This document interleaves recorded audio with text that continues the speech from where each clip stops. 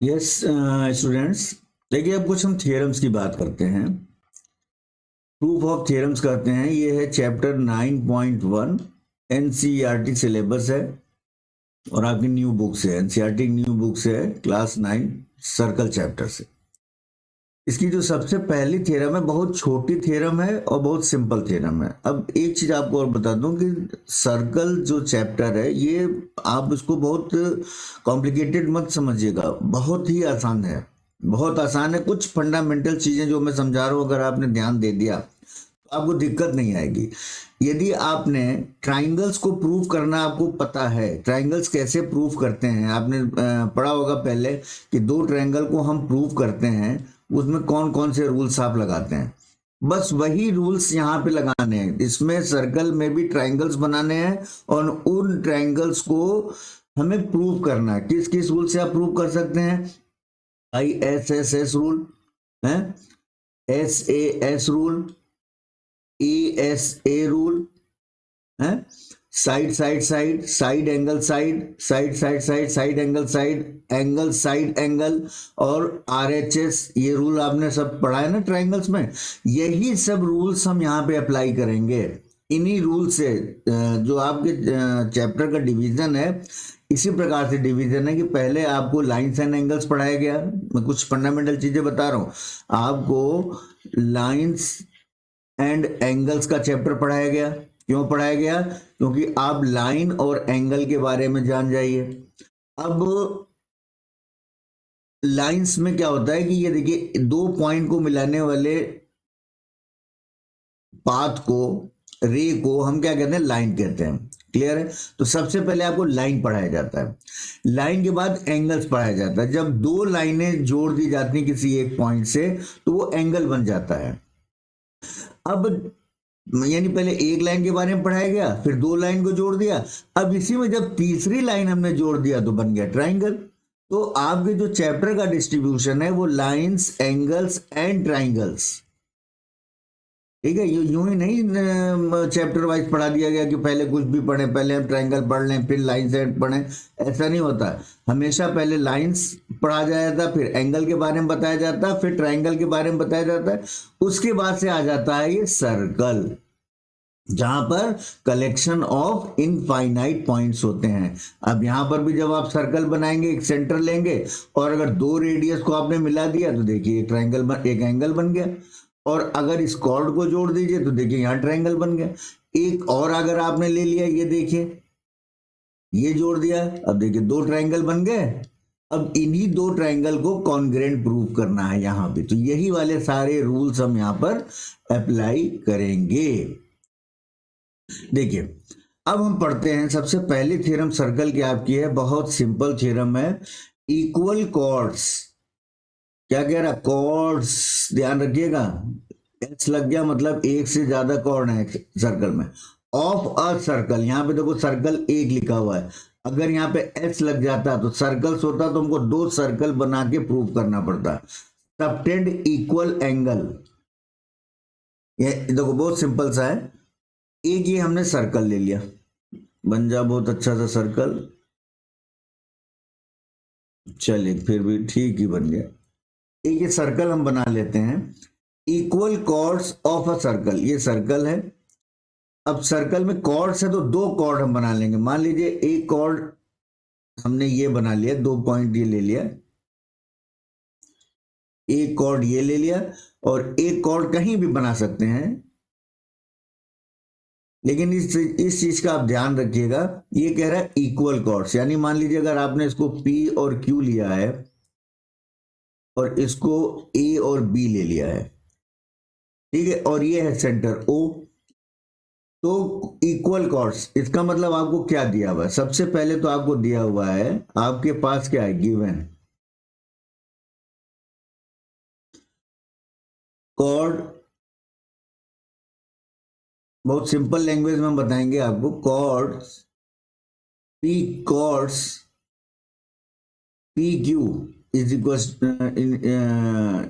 ये हटा दीजिए, chord P Q is equal to chord A B.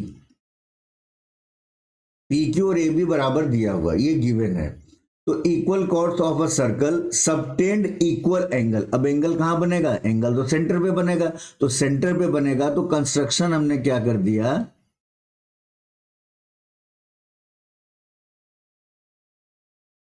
Construction में क्या कर दिया, पहला तो सबसे गिवन लिखेंगे, गिवन के बाद से हम कंस्ट्रक्शन, अगर इसमें हम कुछ हम अपनी तरफ से कुछ जोड़ रहे हैं तो उसको हम कंस्ट्रक्शन कहते हैं, उसको हमको लिखना पड़ता है। तो कंस्ट्रक्शन में हम क्या किया, ज्वाइन, ये आप क्या कर दिया, join O P O Q, join O P O Q O A and O B, O A and O B. ठीक है, इतना कर दिया। अब देखिए, अब आप ये देखिए दो एंगल बन गए यहां पर और दो ट्राइंगल बन गए। अब हमें क्या प्रूव करना है, हमें प्रूव करना है, टू प्रूव, थर्ड में क्या लिखेंगे, टू प्रूव हमें ये करना है। देखिए कह रहा है equal chords of a circle, यानी कॉर्ड अगर इक्वल हैं, किसी सर्कल के कॉर्ड इक्वल हैं, तो सेंटर पे ये जो एंगल बन रहा है ना, ये एंगल भी बराबर होंगे। ये थ्योरम है, इसको याद कर लीजिएगा। इसका हम क्वेश्चन जब हम सॉल्व करेंगे तो क्वेश्चन में ये काम आएगा। क्लियर हो रहा, प्रूव हमें करना है कौन सा दो एंगल बन रहा है, angle P O Q,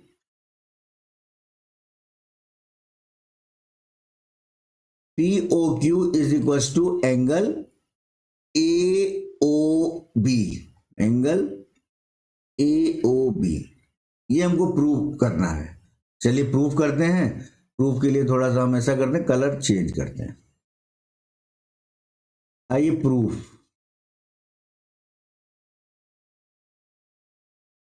proof की स्पेलिंग देख लीजिए, प्रूफ की स्पेलिंग देख लीजिए, टू प्रूव, प्रूफ। अब इसका हम सत्यापन करते हैं। तो प्रूफ करने के लिए आपके पास देखिए दो ट्रायंगल मिल गया, एक ट्रायंगल मिल गया पी ओ पी क्यू, हम लिखेंगे in triangle O P Q, दो ट्रायंगल है O P Q and,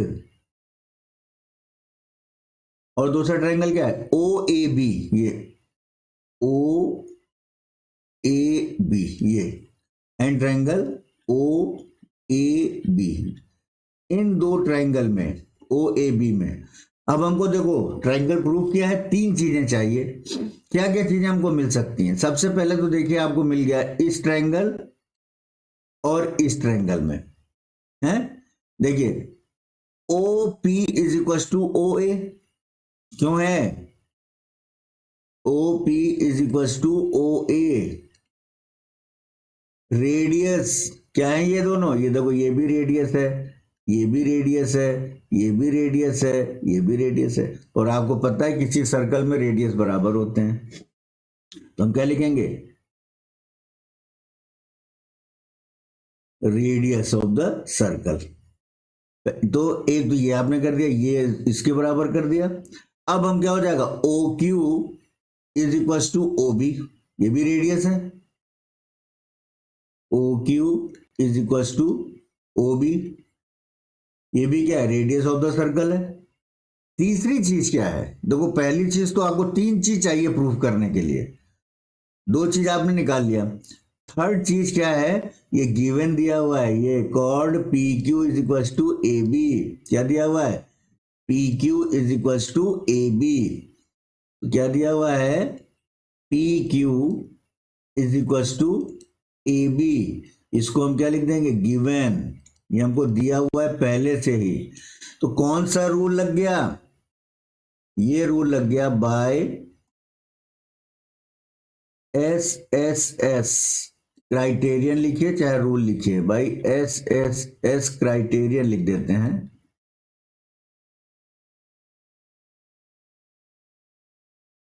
S S S criterion, triangle, कौन सा triangle O P Q is congruent triangle O A B, is congruent triangle O A B. अब जब दोनों triangle congruent हो गए तो बाय सीपीसीटी क्या हो जाएगा,